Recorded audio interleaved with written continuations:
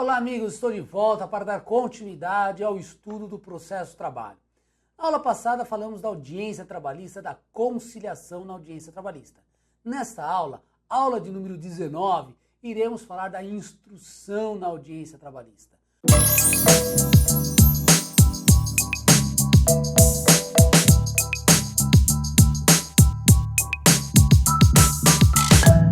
Muito bem, lá falamos que o primeiro ato da audiência é a tentativa de conciliação. O juiz tenta de todas as formas conciliar as partes.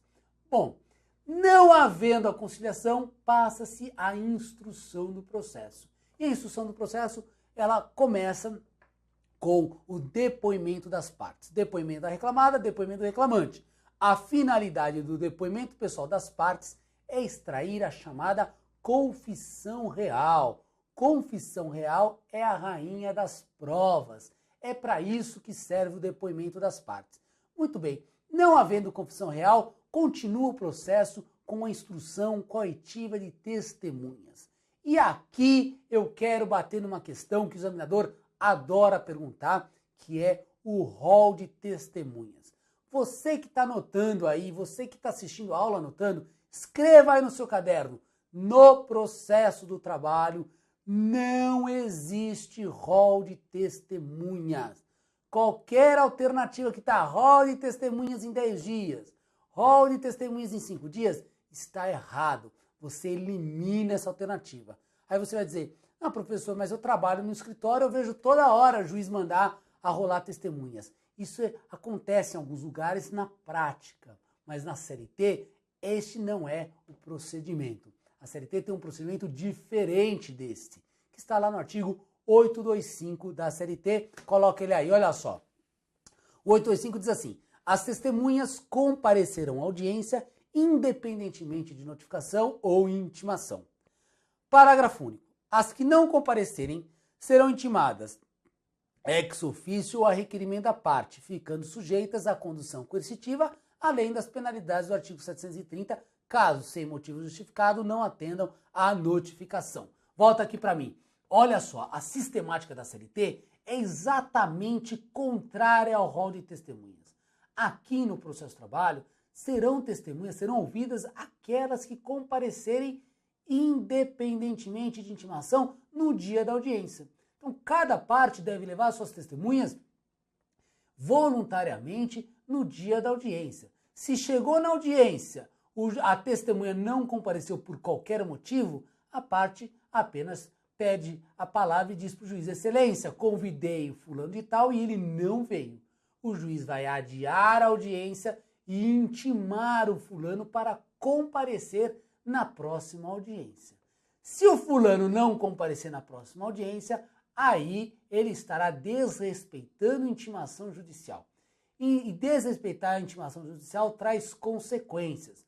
Quais são as consequências? Está aí no parágrafo único, coloca de novo aí na tela, olha lá. Os que não comparecerem serão intimados ex officio, ou a requerendo da parte, ficando sujeitas à condução coercitiva, além das penalidades do artigo 730, caso, sem motivo justificado, não atendam à notificação. Notificação aqui como sinônimo de intimação.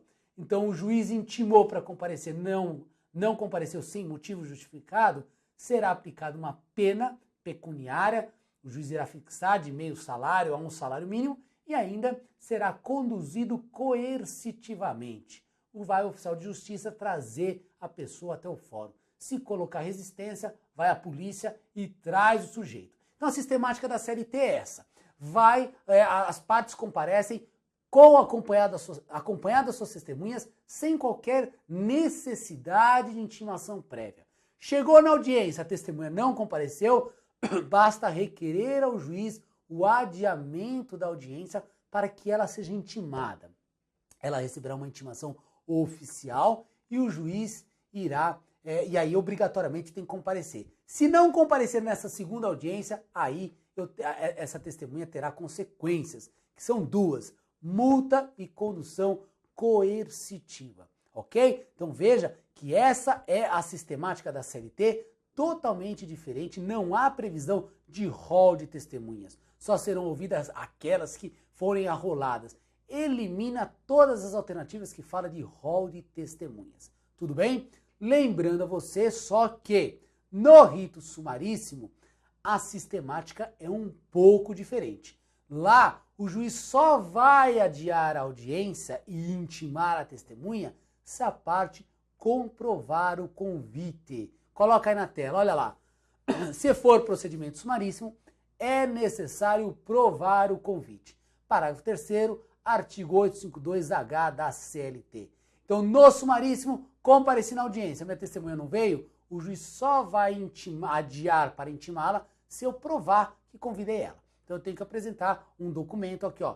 Convidei, ela assinou e não apareceu. O juiz adia, intima ela e se ela não comparecer nesta segunda audiência, será aplicada multa e condução coercitiva. Veja, mesmo no procedimento sumaríssimo, não há consequência para a testemunha o seu não comparecimento na audiência.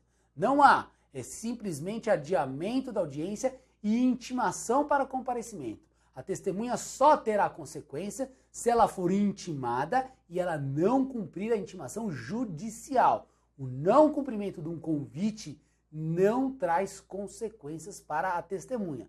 Atenção para isso. Tudo bem?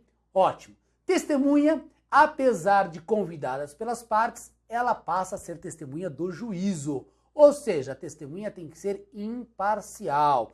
Testemunha parcial, testemunha que quer ajudar uma das partes, não pode depor como testemunha.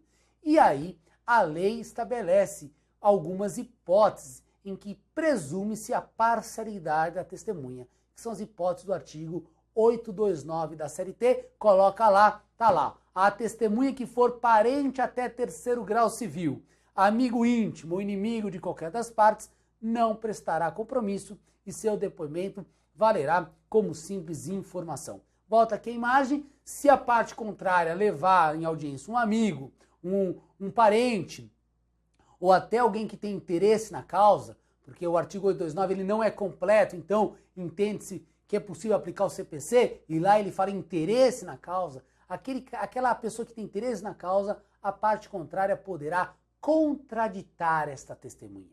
Então, contraditar nada mais é do que dizer, excelência, essa testemunha não pode ser ouvida.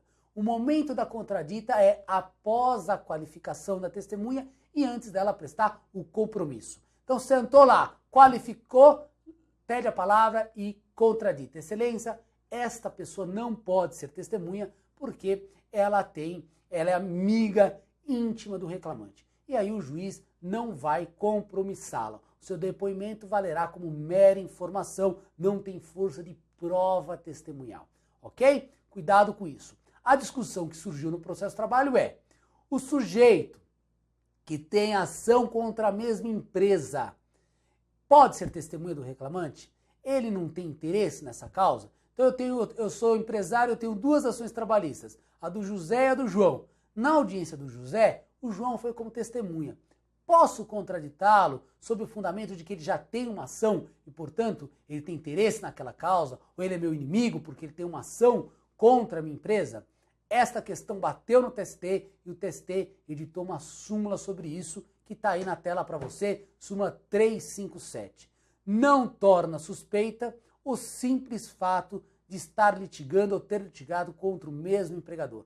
Não torna suspeita a testemunha o simples fato de estar litigando ou ter litigado contra o mesmo empregador. Volta aqui para mim. Então, segundo o TST, o simples fato de ter uma ação contra o mesmo empregador ou já ter tido uma ação contra o mesmo empregador não torna suspeita essa testemunha. Veja que a súmula fala o simples fato. Então, atenção para a questão. A questão, se colocar como simples fato de estar litigando ou ter litigado, você tem que lembrar da súmula 357, que provavelmente a redação vai estar em algumas das alternativas. Ok? Então, de instrução, é isso que você precisa lembrar. Na próxima aula, a gente continua o estudo do processo de trabalho, falando um pouquinho das provas no processo de trabalho. Até lá!